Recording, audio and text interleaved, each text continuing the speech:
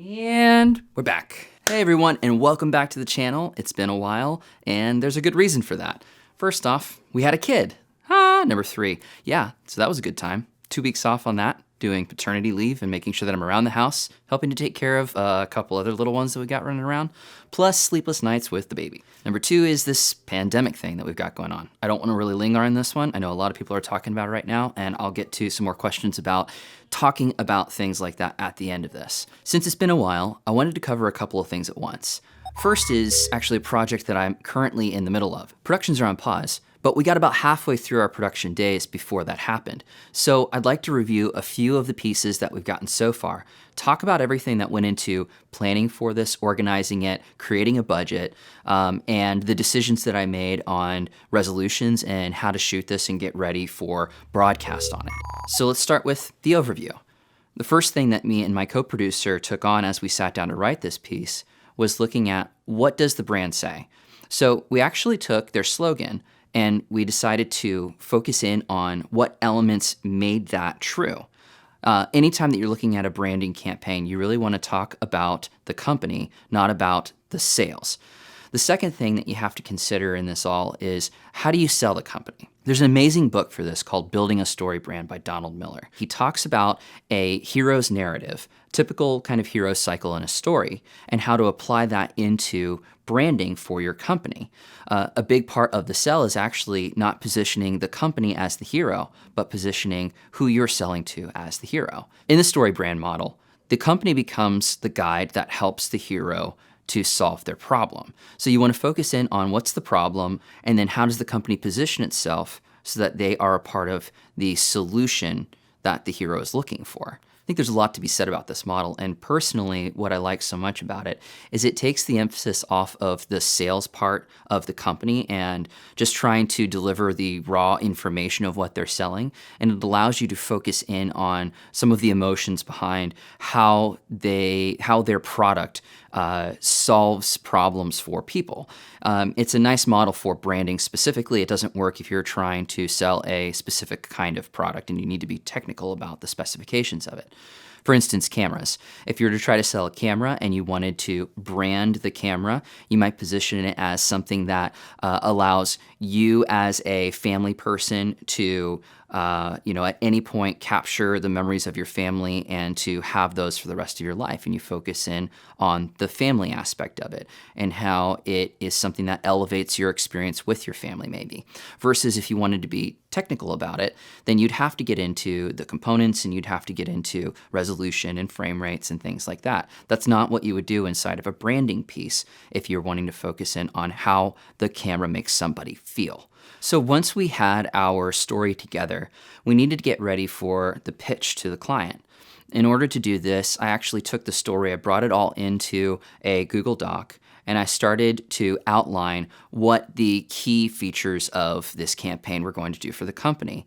How did it inform the customer on what the company does for them? How does the product solve that problem? What were the various changes and re-edits that we were going to do to this piece throughout the course of its time in broadcast? For us, it was a 6-month period, which means that we have 6 months of broadcast that we have to account for. So what happens each month? Is there some kind of big narrative change that happens in the commercials every so often? For us, we had essentially 2 episodes of this. So we told a story in 2 parts. The first part being 3 months, the second part being months 4, 5, and 6 that helped to conclude and round out that story. It also left us an opportunity to talk about what we could explore in a future campaign for this. That's something that as a company or even an individual doing this kind of work, you want to be thinking about. How do you continue to engage your client from here on out? Not just the end of your campaign cycle, but what's the next one that could be going on from there? At least you're going to get them thinking about it and seeing how the application can continue to go on. I'm not saying that every single thing you sit down to write, every branding campaign, every video is going to have a natural, secondary or sequel piece to this, but sometimes it could. So be thinking about that in advance. Once the client was ready to move forward with the project, it was time for me and my co-producer to get all of the nuts and bolts together. There's a few parts that went into making sure we were ready for production. The obvious ones being a shot list, approval of scripts, and making sure that our actors and our crew were ready to go with times and locations. And finally, we need to get a budget together.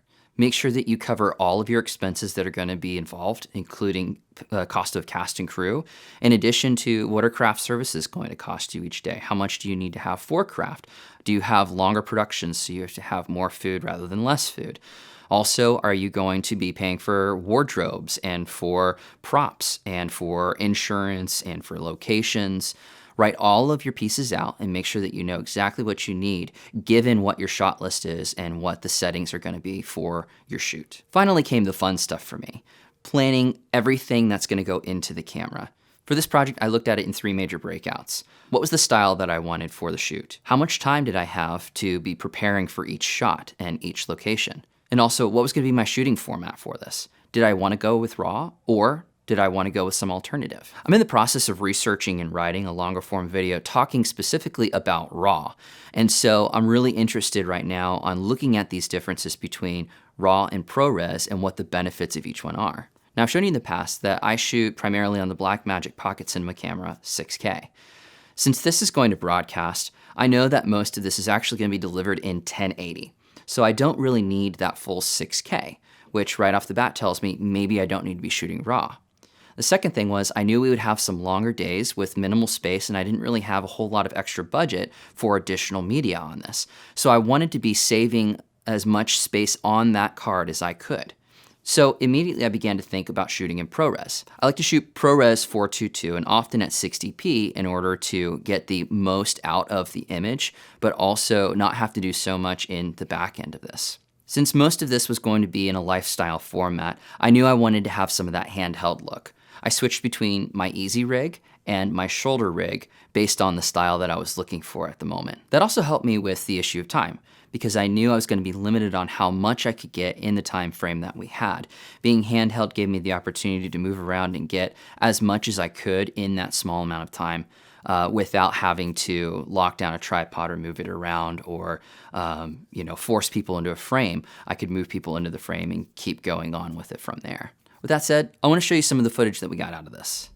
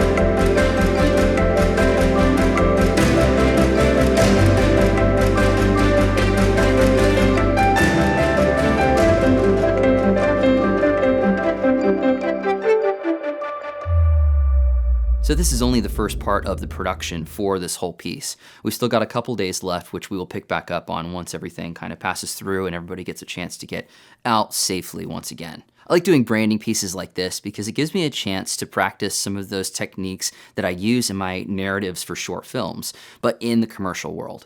Also, I think it really just helps a company to connect with their clients on a deeper level than just a sales transaction.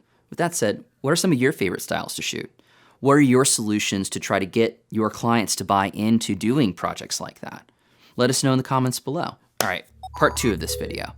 So when I was talking about getting ready for production, I mentioned my choice in my shooting format. Now, with this last one, I specifically chose to shot in ProRes as opposed to shooting in RAW. I know the benefits to shooting in RAW. It provides you a lot of flexibility to do things at the sensor level that you just can't do in any other format. However, I want to look at some of the options that you have in ProRes. So for this portion, I really like to look at some of the flavors of ProRes, specifically in the Blackmagic Pocket Cinema camera, and to see if there's really a noticeable difference between a few of those. I've got a series of shots here that are going to be comparing specifically ProRes HQ, ProRes 422, and ProRes LT to see if there's any noticeable difference between these. Everything here is shot in 4K at 24p.